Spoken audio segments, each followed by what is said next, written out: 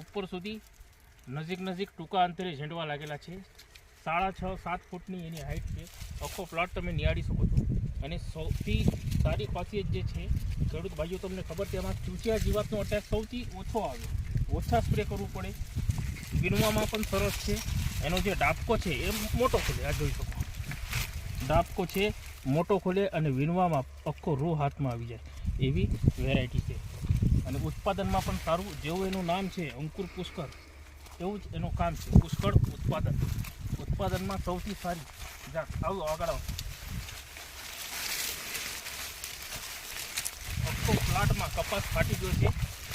30/12/2024ના રોજનો આ વિડીયો છે, તમે નિહાળી શકો છો.